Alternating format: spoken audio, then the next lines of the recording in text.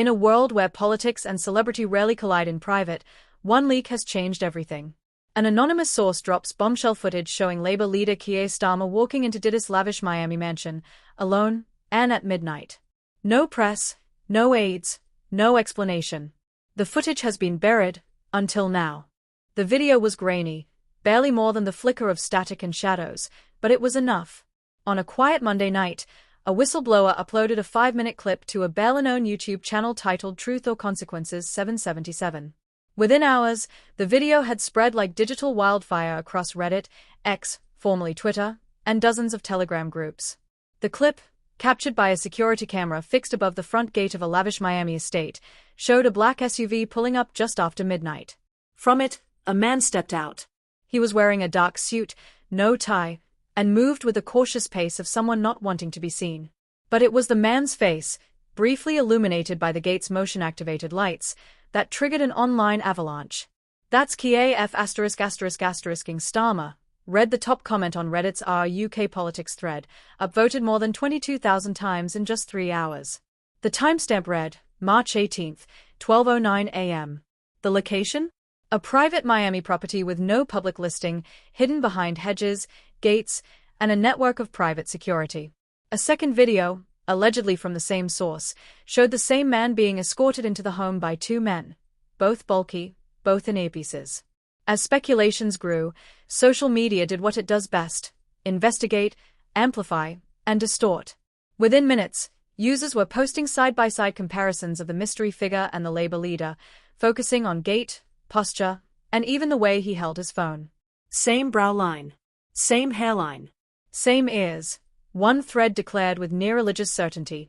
Others were more skeptical, insisting it was a deep fake, a prank, or even a political smear campaign. Yet something about the clip felt real. Too imperfect to be a hoax.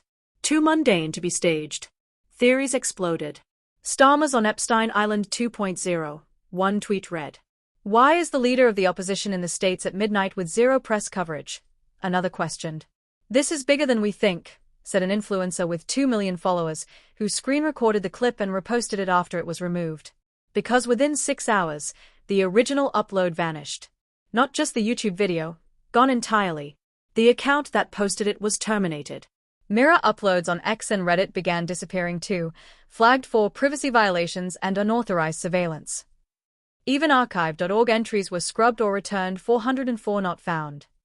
Digital forensic expert Tomas Nwosu, posting from his Substack, noted the speed of takedown. This wasn't random. It was surgical. Someone knew what was coming and had the legal firepower to pre-clear platforms before the public even saw it. That only fanned the flames.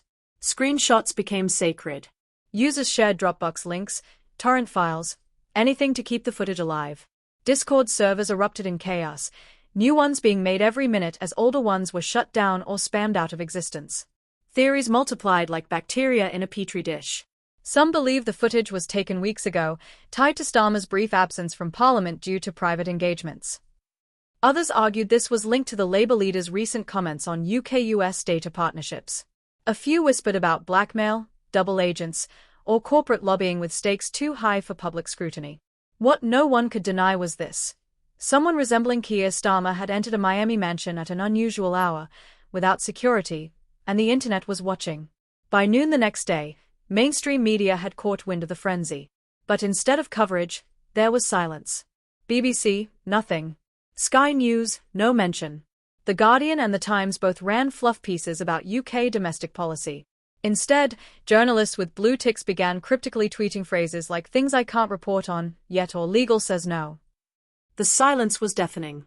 And then came the first denial, but it wasn't from Starmer. An unnamed source from Diddy's PR team, responding to an inquiry from Rolling Stone UK, simply said, "Mr. Combs regularly entertains guests from around the world. We do not comment on their identities." That vague, evasive line only made things worse. Because that's when someone connected the dots. The house, the palm-lined driveway, the signature iron gates, the artistic murals barely visible behind the hedges. They matched aerial shots from a Vanity Fair profile of Sean Diddy Combs from 3 years prior. Same estate. Same damn door. So now the question wasn't just, was that Starmer? It was, what was he doing at Diddy's house? By evening, The clip had become legend. A frame grab of Starmer mid-stride, dark bags under his eyes, collar slightly raised, was turned into a meme, slapped onto posters, shirts, and even NFTs. Someone launched a website with a live counter titled, "Days Since Starmer Explained Miami." It ticked on silently. Meanwhile, the real investigation had just begun, quiet, decentralized, unstoppable. By the end of the day, hashtags like #StarmerAtDiddy, #MiamiMidnight, and #WhoWasInTheHouse were trending in 6 countries. Politicians were avoiding reporters, legal firms were issuing DMCA strikes left and right, and one thing became clear. This wasn't just a viral moment. This was a digital reckoning. It didn't take long before the internet turned into an investigation unit. Within 12 hours of the leaked footage making its brief appearance online, Redditus and Twitter sleuths were already tearing it apart, frame by frame. At the center of their obsession was one question: where exactly was this filmed? The footage's angle, low, tilted, slightly fogged by what looked like condensation, suggested it came from a fixed outdoor camera. But it was the background details that provided the first real clues. A massive wrought iron gate with a unique sunburst pattern. 2 lion-shaped stone statues flanking the entrance. A short driveway lined with tall palm trees that arched slightly inward. Someone on Reddit found a perfect match within hours. It was a drone video from 2019, taken by a Miami real estate channel showcasing celebrity mansions. In the video, at the 2:04 mark, there it was, the same sunburst gate, the same statues, the same arching palms. But the clincher was a mosaic-style wall just behind the front entrance, visible in both the drone footage and the leaked clip. Distinctive. Custom. Unmistakable. This was Diddy's mansion, just outside Star Island in Miami Beach, a fortress-like estate once featured in Architectural Digest and rumored to host some of the most exclusive gatherings in the entertainment industry. As soon as that connection was made, everything spiraled. High-resolution satellite images pulled from Google Earth and historical satellite data tools confirmed the estate's layout: a main house, 3 outbuildings, a tennis court, and a sprawling private dock. One sleuth even created a 3D render using open-source architecture software to overlay the footage angle onto the property's real layout. The match was close to perfect. Confirmation didn't just come from online detectives. A Freedom of Information request from an anonymous U.S. citizen, sent to Miami-Dade County, returned a redacted but revealing set of property records. The estate was registered under Empire Holdings LLC, a shell corporation long known to be linked to Sean Combs. The documents had been public for years, just buried under legalese and obscure financial filings. And then came the neighbor testimonies. A woman going by the handle at Mrs. Palladium posted on TikTok, claiming she lived 2 blocks down from the estate. That night, she said. Weird as hell. Like, all week was quiet, but that night, 6, maybe 7 unmarked SUVs rolled in. No lights. No noise. But I swear I saw someone British get out. I mean, I used to live in London, I know that walk. Another local, interviewed anonymously by a podcast host, recalled helicopters circling low that same night. Not police choppers, these had no markings. Just floating silently above the water, barely visible, but definitely there. It felt like something was happening, the neighbor said. And not something that wanted to be seen. By this point, Reddit threads were overflowing with screen grabs, side-by-side comparisons, and archival photos of Diddy's house.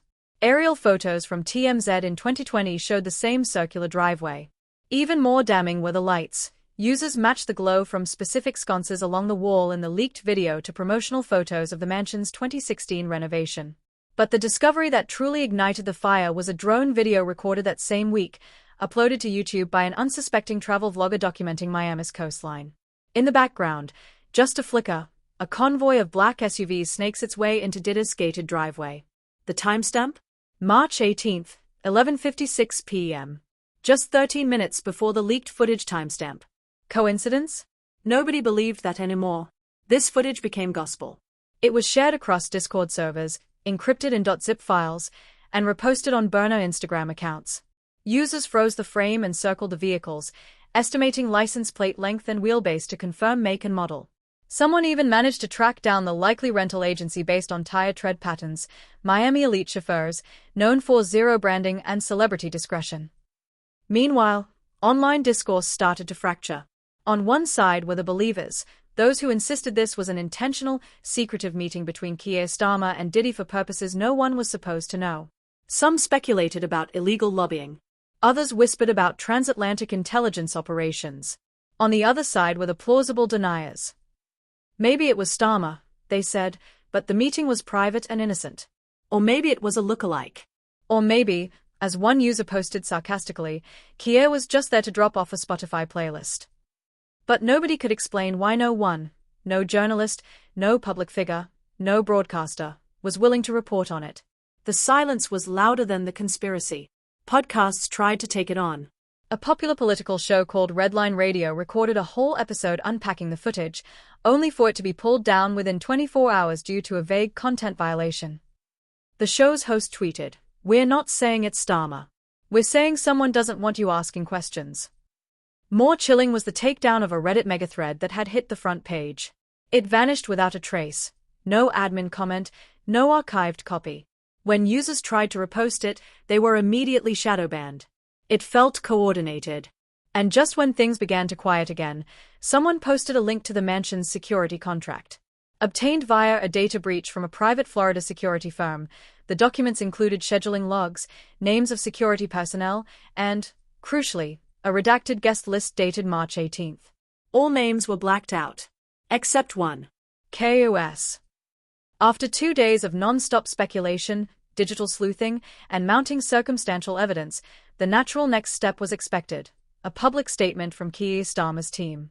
But none came. Not even a denial. No clarification. No scheduling explanation. No claim of mistaken identity. Instead, nothing. That nothing became everything. The press conferences that typically followed Starmer's public appearances were abruptly cut short. Journalists from The Independent and ITV were denied follow-up questions after asking about recent footage circulating online. The Labour leader's communications director, Elise McCarthy, reportedly shot the reporters a warning glance and waved the conference to an end. By the end of the day, a memo allegedly sent to Labour Party staffers surfaced on Politico's private Slack forum. Any queries regarding unconfirmed footage or speculative media stories should be directed to the press office. Staff are reminded not to engage online or share commentary. The internal gag order was as good as a confirmation for some. Meanwhile, back across the Atlantic, Diddy's legal team responded to growing pressure with a vague statement published in Variety. Mr. Combs frequently hosts international guests, including artists, executives, and diplomats. We do not comment on private visits or the identities of guests unless a matter of legal necessity. Any speculation beyond this is neither accurate nor relevant. No denial. No mention of Starmer. Just polished PR fog. Mainstream UK media, usually keen to pounce on scandal, especially involving high-profile politicians, remained strangely muted. Editors from several papers, including The Times and The Guardian, reportedly spiked articles addressing the footage, citing editorial discretion and insufficient verification. Yet in internal newsroom leaks shared on anonymous journaling site JournoDrop, reporters expressed frustration, saying the blackout came from above editorial level. An insider at a national broadsheet, granted anonymity, said it bluntly. "We've covered less credible scandals with more intensity. The order came down fast, don't touch it." Online, the silence was causing a storm. Redditors began referring to the situation as the Iron Blanket. A trending hashtag, #OperationMute, swept across X, calling out the coordinated media non-response. Threads chronicled every attempt to question Labour MPs on the issue, only to be met with shrugs, deflections, or outright refusal. A political podcast titled Off the Record invited former Labour spin Dr. Alistair Glenworth on for an off-the-cuff take. While he danced around specifics, one quote stood out. "Look, in politics, there are two kinds of stories, the ones you ride out, and the ones you silence. This one? They are not riding it out." That same week, another disturbing signal emerged. Multiple independent journalists covering the story began reporting unusual activity. Emails deleted from inboxes. Phones acting erratically. Twitter accounts temporarily suspended after posting screenshots or attempting to repost the leaked footage. One such reporter, Naomi Resnick, who had broken several political tech lobbying stories, tweeted, "3 of my contacts gone dark. One says they were told to drop the footage angle. This goes deeper than any of us expected. You think this is about Starmer? It's not. It's about who wants Starmer quiet." Her tweet was removed within 2 hours. Meanwhile, Parliament carried on with an eerie calm. Starmer appeared for Prime Minister's questions, his tone steady, his suit pressed, his expressions businesslike. If he was aware of the hurricane brewing outside, he showed no sign of it. Only one MP, a little-known backbencher named Jonathan Cleeswells, made a cryptic reference, stating, "There's a difference between transparency and theater. If our leaders find time for midnight diplomacy in Miami, the public deserves to know what the show's about." The room fell quiet. Starmer didn't blink. The speaker moved things along. Behind closed doors, however, the tension was rising. An anonymous political aide from the Labour HQ told investigative site Sovereign Signal, "We're in containment mode." The footage? Real. We're just hoping no one can prove it's him. But internally, we're not debating if it's him, we're debating why he went. That comment opened a fresh wound. The theory that Starmer's visit wasn't accidental or harmless gained momentum. Commentators suggested the possibility of a private lobbying initiative, or worse, an undisclosed political media pact with Diddy's entertainment empire.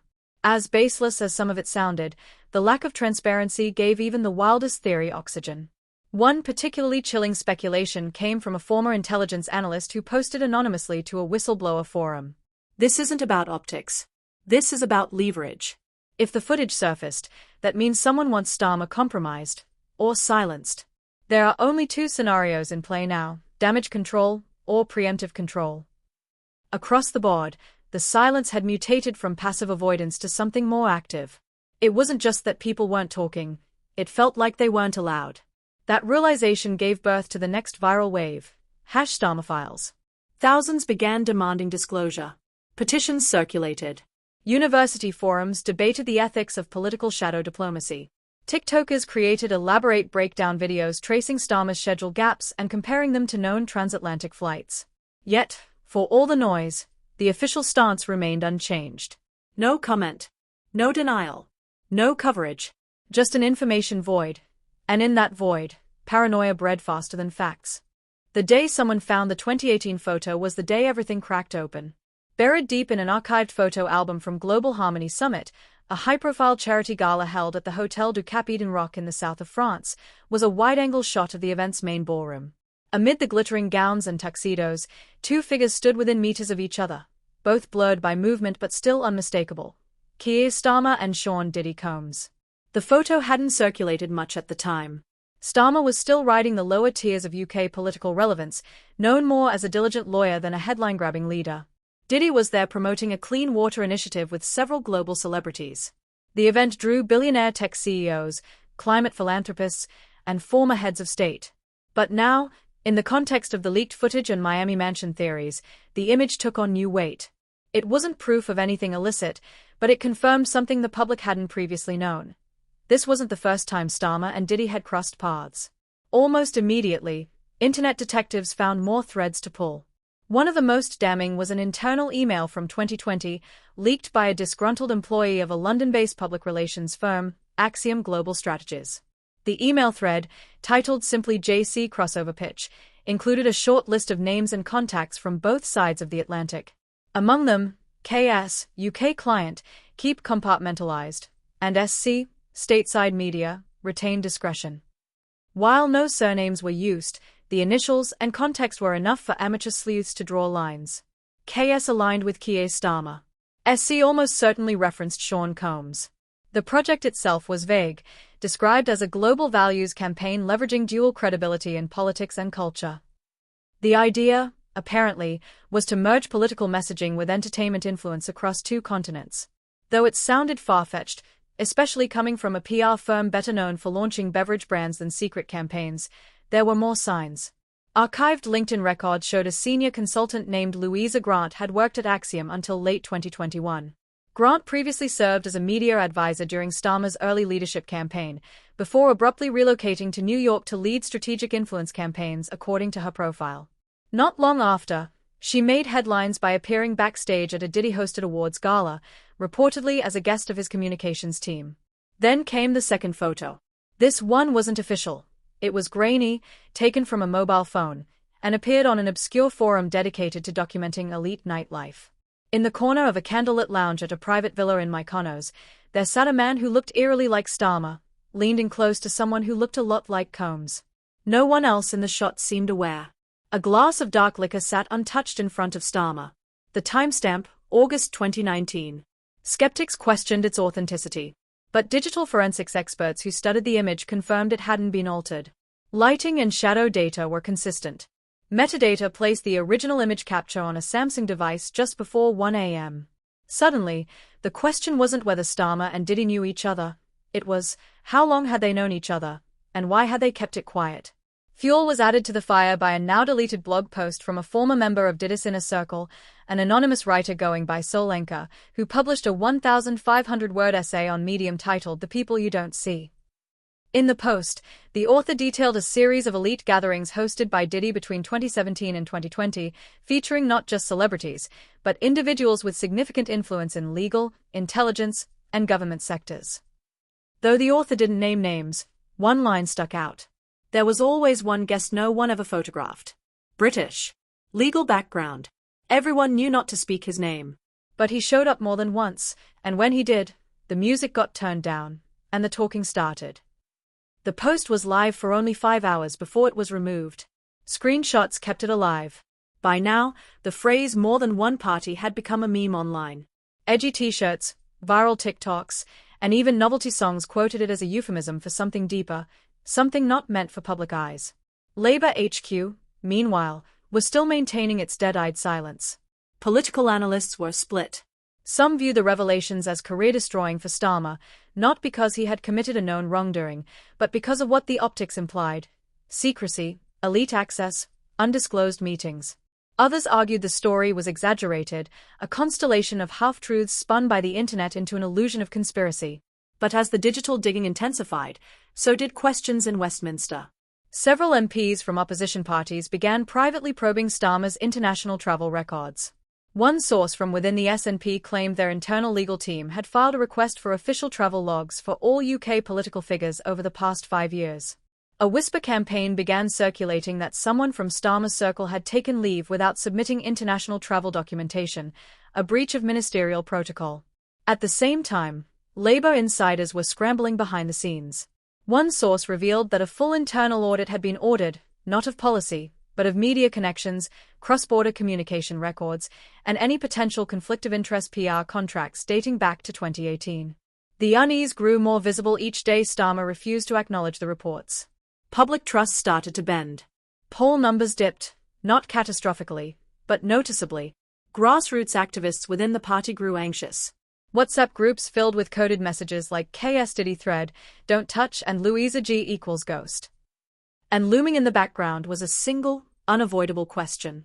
If Starmer had nothing to hide, why had so much been hidden? The footage was only the beginning.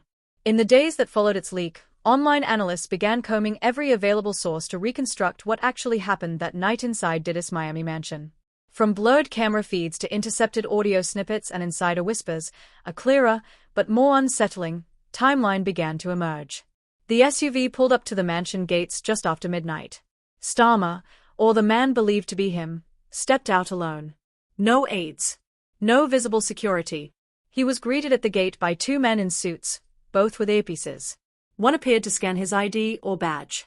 Then the gate opened, and they disappeared into the estate's winding driveway.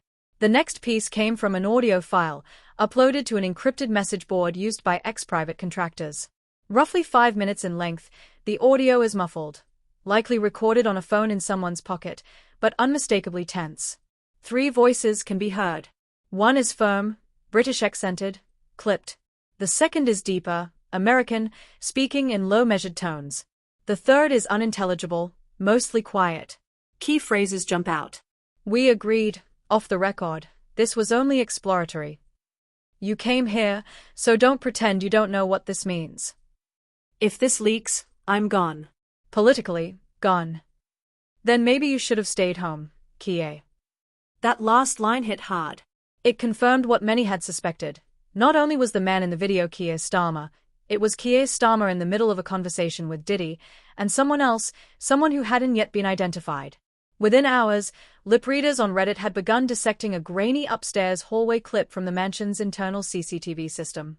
The footage showed Starmer and Diddy walking side by side, flanked by a third man, taller, bald, dressed in grey slacks and a collared shirt. No one could make out his face, but his body language was dominant. Arms wide, gesturing, with the other two nodding in what appeared to be reluctant agreement. The clip only lasted 15 seconds. Then it cut to static. A blackout.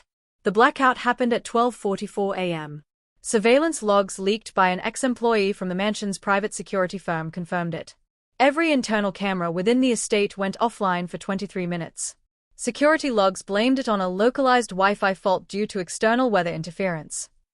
Except, the weather was perfectly clear. Someone had manually disabled the system. And when the cameras came back online, the hallway was empty. The next confirmed activity came at 1:17 a.m. The same black SUV reappeared on the front driveway.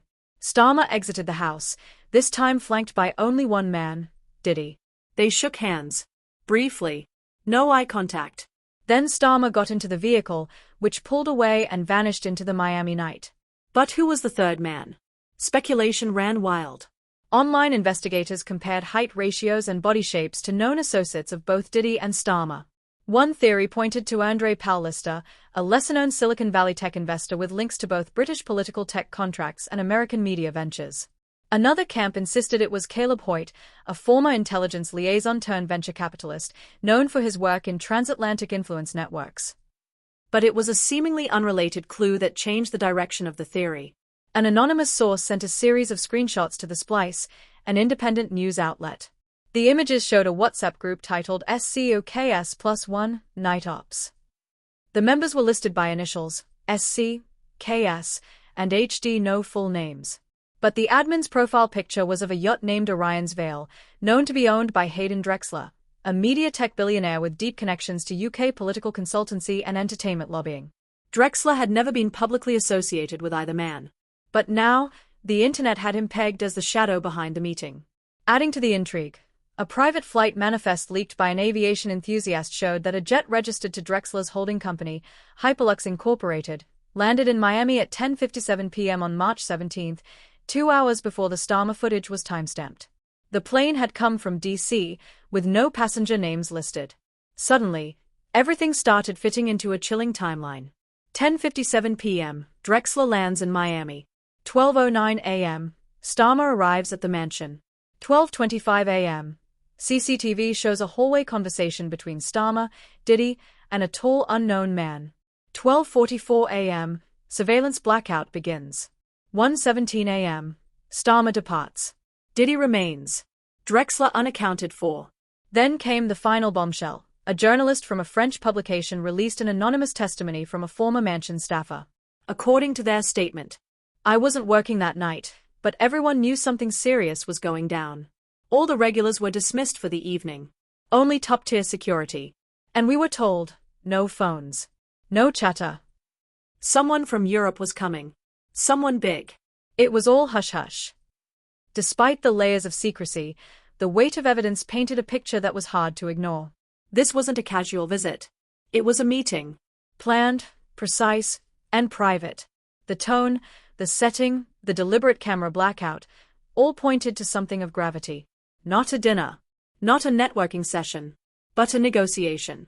A deal. Or worse, damage control for something no one dared name. What could have been so critical, so sensitive, that it warranted complete media silence, off-the-record meetings, and transatlantic coordination between a UK politician, a US media mogul, and a tech billionaire? No one knew yet. But everyone now knew one thing for sure. Whatever happened inside that mansion was never meant to see the light. Inside the walls of Labour Party HQ, the mood had shifted from defensive to desperate. The moment the audio surfaced, Starmer's voice unmistakable, his name clearly spoken, the crisis was no longer theoretical. There was no more hiding behind PR vagueness or digital cleanup. The public might still be divided on the footage's authenticity, but inside party ranks, there was no doubt. It was real. And the implications were becoming impossible to contain. By the next morning, an emergency meeting was held behind closed doors at Southside, the Labour Party's headquarters in London. The agenda wasn't printed. Phones were banned from the room. Only senior staff, legal advisors, and Starmer's inner circle were present. A junior aide who passed by the hallway told a colleague it sounded like a war room. Another reported hearing raised voices. One line allegedly shouted, "If MI5 gets involved, it's over. We won't even control our own response." Across Westminster, murmurs of unease echoed through parliamentary corridors. Starmer's usual political rhythm, focused, sharp, and composed, was visibly strained. At a scheduled education policy announcement, his eyes darted off camera more than once. His responses to journalists were clipped, flat, almost robotic. He was clearly somewhere else. And that somewhere else was the growing crisis that no one around him could publicly name. Leaked emails began to circulate among political insiders, first shared on encrypted Signal chats, then screenshot on Reddit. The subject lines were chilling. Damage containment strategy v3. Media gag status, updated. Do not engage, KS footage. The tone was clinical. One email referred to Starmer's US visit as an unsanctioned informal diplomatic outreach that had unexpectedly crossed into public visibility. Another mentioned secondary fallout risk involving HD assets. That name again, Hayden Drexler, popping up like a glitch in the system. The most revealing email, allegedly sent from Labour's crisis response lead to key stakeholders, outlined 3 risk levels. Optics, reputational damage from the footage and speculation. Legality, unauthorized foreign engagements without disclosure. Security, unvetted conversations involving non-allied intelligence-adjacent individuals. The phrase non-allied intelligence-adjacent set alarm bells ringing in the digital sphere. Meanwhile, journalists were whispering to each other, on background, on burner phones, even via handwritten notes slipped under office doors. One BBC correspondent confessed on a podcast that they had pitched 5 stories relating to the Mansion meeting, all of which were quietly dropped before editorial review. Another described being told to stand down on Miami content by their legal department. The implication? This wasn't just political damage control. This was institutional suppression. Then came the unconfirmed, but widely believed, whisper that MI5 had been briefed. Not to investigate Starmer, but to assess national exposure risk related to sensitive interactions with foreign entities. Sources claimed the agency was monitoring digital escalation and had liaised with Meta, Google, and TikTok about halting the spread of deepfake versions of the footage, though critics argued the original wasn't a fake at all. Still, their involvement added fuel to the fire. If Britain's domestic intelligence agency was involved, this was no longer a scandal. It was a potential threat. Behind the scenes, other political parties were watching, but not acting. The Conservative Party, usually eager to skewer Starmer at the slightest misstep, remained oddly quiet. A prominent Tory backbencher who had previously clashed with Starmer on multiple occasions tweeted only a cryptic Bible verse. For there is nothing hidden that will not be disclosed. Privately, some speculated that both parties had stakes in keeping the story under control. If Starmer had crossed lines, he likely wasn't the first, just the one who got caught. The establishment's silence felt less like fear and more like protection of the system itself. The Liberal Democrats issued a vague comment about the importance of transparency in all international dealings. But nothing more. The silence from opposition forces hinted at one of 2 things. They were waiting for the perfect moment to strike politically. Or, more ominously, they were afraid of what else might come out. Inside Labour, however, panic set in. A trusted insider revealed that 2 high-ranking party officials had submitted informal resignation letters, citing irreconcilable ethical concerns. Meanwhile, a back-channel formed between senior campaign figures and a third-party crisis comms firm, with rumors suggesting Starmer might need a fall guy, a scapegoat to absorb the heat if things escalated further. One name floated quietly, Louisa Grant, the PR consultant who once linked both Diddy and Starmer's communications efforts. At the same time, grassroots Labour organisers were growing uneasy. Campaign volunteers in Manchester and Bristol reported being told to avoid discussing the footage thing when canvassing. Some local organisers pushed back, asking for official talking points. What they received was a single sentence. "We have no reason to believe the footage in question has any relevance to our policy or vision for the country." It wasn't enough. And worse, it wasn't true. Online, the story continued mutating. TikTokers were creating faux documentaries with layered timelines and slow-motion analysis. YouTubers were dissecting body language from the Mansion footage. A new theory emerged that Starmer's Miami trip had been financed by a now-defunct crypto lobbying group, based on one flight manifest cross-referenced with a shell company name. It was chaos. And through it all, Keir Starmer remained silent.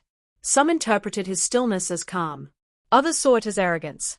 But the most popular interpretation was fear, fear that speaking would legitimize the story or unlock new consequences far beyond his control. Because by now, the footage wasn't just footage. It was leverage. It was a ticking time bomb. And everyone inside the system, from party operatives to intelligence observers, was waiting to see if it would be diffused or detonated. It began with a single sentence, posted anonymously on a secure forum frequented by hackers and digital freedom advocates. Check the Dark 13 cluster. Drop just landed. Project Crossover Lives. No one knew what it meant at first. But within hours, torrent links began circulating across encrypted chats, pointing to a 1.7 gigabytes .zip folder titled unseen_docs_dk_v2. The contents were scrambled, protected by military-grade encryption. It took another 24 hours before someone cracked it using a brute force passphrase lifted from the original leaked WhatsApp messages, Orion's Veil 23. When the archive opened, what it revealed was unlike anything yet uncovered. Dozens of PDFs, scanned memos, flight logs, guest registries, encrypted communications, and most chillingly, a 14-page internal deck titled Project Crossover, Draft for Stakeholder Alignment. Its header bore the logos of three entities, Axiom Global Strategies, Hyperlux Incorporated, and a third logo that had been blacked out, replaced by a crude red X. The deck outlined a long-term transatlantic influence campaign. Its goal: to synchronize cultural and political messaging between UK and US institutions through joint media platforms, discrete summits, and cross-platform ambassadors. The language was vague, but deliberate. One slide read: Objective: shape narrative alignment across political structures and global entertainment influences to ensure continuity of values, audience manipulation, and intergovernmental collaboration. Another slide, titled Asset Candidates, listed a series of initials. KS, UK, Legal Leadership, Pending Alignment Review. SC, US, Cultural Proxy, Pre-aligned. HD, Private Tech Financier, Anchor Stakeholder. UNX, Non-aligned, Monitor for Disruption Potential. Users quickly interpreted the initials: Keir Starmer, Sean Combs, Diddy, Hayden Drexler. But the last one, UNX, remained a mystery, possibly a media outlet, a rogue state actor, or even a known whistleblower. Alongside the deck were guest logs, physical sign-in sheets from Diddy's Miami estate. The March 18th entry was there. 3 names. 2 redacted. 1 left visible by mistake. Keir Starmer, UK, confidential visit. The scan even showed his signature. Though scrawled, it matched archived legal documents from his years as Director of Public Prosecutions. Beside it, a timestamp of 12:07 a.m. There was no denying it now. He had been there. Further down in the folder, users found email chains between Louisa Grant and senior Hyperlux executives. In one, she references a concern from KS about press exposure and suggests routing communications through Diddy as agreed. While it was unclear who Diddy was, theories ranged from a deep-cover PR handler to digital diversion, a coded term for media blackouts. But it was one file in particular that caused the biggest stir, a short text document simply titled Drexler_protocols.txt. Its contents? A step-by-step contingency plan for narrative suppression, including media targeting strategies, legal countermeasures, platform-based takedown requests, and influencer disruption assignments. It named YouTubers, Reddit mods, even podcast hosts who had shared the Starmer Diddy story. Many of them had, notably, gone offline in the past week. As the files spread, whistleblower forums lit up.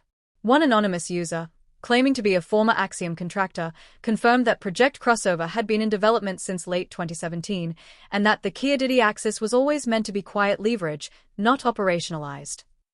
The user added, "It was all a dry run. Starmer was supposed to observe. Diddy was the cultural anchor. Drexler had the tech. The idea was to build a parallel influence structure, a controlled bridge between the UK's legal political sphere and the US entertainment tech complex. But it got messy." And messy it was. A second whistleblower uploaded screenshots of encrypted video calls between Drexler, a man resembling Starmer, and 2 US media strategists. One slide being presented bore the title, UK Political Climate, Media Synchronization Targets. Bullet points referenced targeting BBC partnerships, using streaming platforms to neutralize right-wing optics, and synergizing Labour policy with youth-based American messaging. Suddenly, the silence made sense. This wasn't just scandal. It was strategic infrastructure, compromised and exposed. Within hours of the file dump going viral, major news outlets began acknowledging the situation, carefully. A late-night BBC segment referred to new, troubling leaks possibly implicating multiple international figures in a covert influence initiative. ITV ran a piece titled, "Is There More to the Mansion Meeting?" The Guardian stopped just short of full confirmation, but its language had shifted. What began as an online conspiracy now carries weightier implications, with data leaks suggesting the possible use of political figures as vehicles for entertainment-based influence campaigns. Meanwhile, Downing Street reportedly held its own emergency meeting. A well-placed source confirmed that both MI5 and the Cabinet Office were now fully engaged, with a formal investigation into unauthorized foreign alignments underway. Labour HQ was, again, silent. Keir Starmer didn't appear at his scheduled public engagement in Sheffield. A statement from his office cited unexpected scheduling changes. That same day, Diddy posted a cryptic Instagram story, a black screen with white letters. "Not everything real is meant to be understood." Public reaction was explosive. Trust plummeted.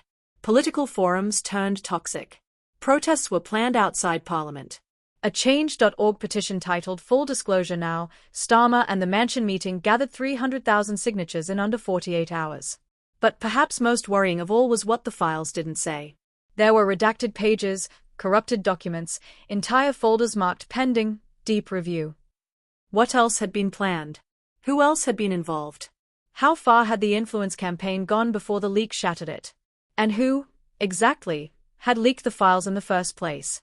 Because while the public now knew about Project Crossover, the most dangerous secrets might still be buried. And time was running out before someone tried to bury them permanently. It started with a single voice in Parliament. Backbencher MP Rachel Nwosu, known more for her grassroots activism than party loyalty, stood during an otherwise routine session and asked a simple question under parliamentary privilege.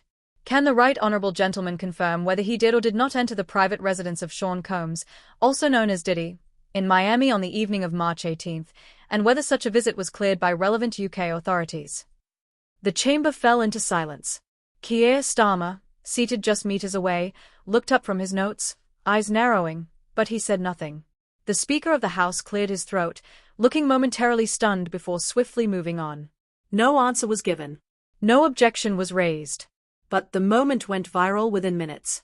Nwosu's question, protected by privilege and therefore immune from legal retaliation, broke the seal that the establishment had fought so hard to maintain. It legitimized the conversation in the public eye. Suddenly, news networks were no longer avoiding the story, they were chasing it. BBC Newsnight ran a full segment titled "The Starmer Files, What We Know." Channel 4 aired a primetime special dissecting the Project Crossover documents. Even The Times, once accused of burying the early whispers, published a front-page headline: "Starmer, Diddy, and the Miami Connection." Within 48 hours, Starmer's office was forced to respond. The statement, released via a carefully worded press release, read, "Sir Keir Starmer occasionally engages in private, off-record meetings with international figures as part of his political development and global understanding efforts. All engagements are conducted with integrity and in the interest of the British people.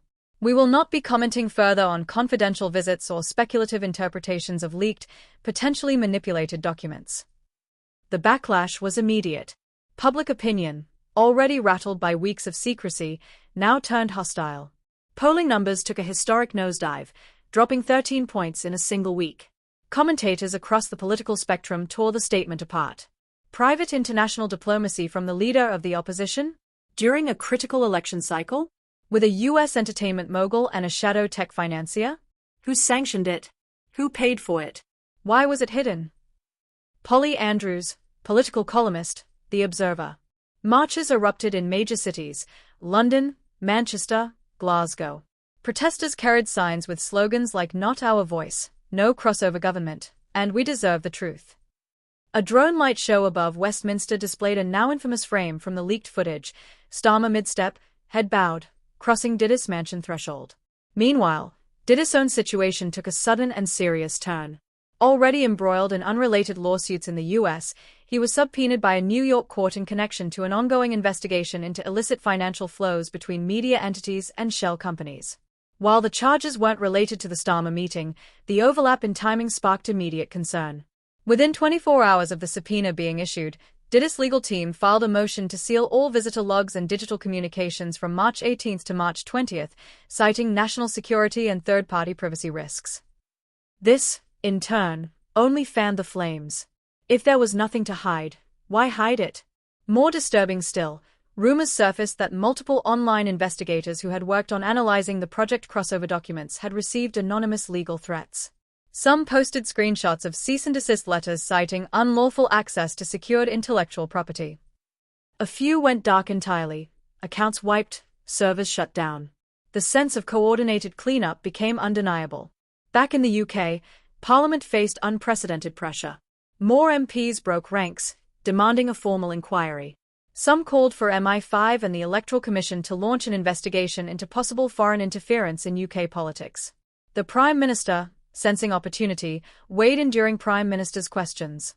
The British people deserve transparency from all those who seek to lead them. Secretive trips to foreign estates, associations with unaccountable power brokers, and evasive statements are not the makings of leadership. They are the makings of compromise. It hit hard. Starmer's own party began to fracture. Whispers of a leadership challenge surfaced in Labour's moderate wing. Grassroots supporters, once loyal, flooded social media with demands for clarity. Hashtags like #crossovercollapse, #Starmer step down, and #Keir unclear trended across the UK. But the most profound shift came not from politicians or the media, but from the public itself. In pubs and buses, classrooms and kitchens, ordinary people began asking each other, why was he there? Why lie about it? Who really runs this country? It was no longer about scandal. It was about agency.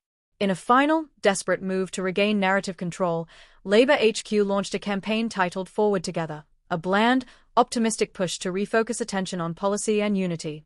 But it fell flat. Every press event was drowned out by protesters, hecklers, and unanswerable questions. Behind closed doors, a decision loomed. Senior Labour figures debated whether Starmer should resign, citing unsustainable political pressure and lasting damage to credibility. Leaked memos hinted at succession planning. Some suggested a soft departure, retiring for family reasons. Others wanted a bold reset. But Starmer refused. One aide was quoted as saying, "He thinks this will pass. That the public's attention span is short. That if he says nothing long enough, it'll all go away." It didn't. Because by now, the people were awake. And they were watching. They had seen the footage, heard the recordings, read the documents. And still, there were no answers. Only one question remained. If this was just the part we saw, what else have we never been shown?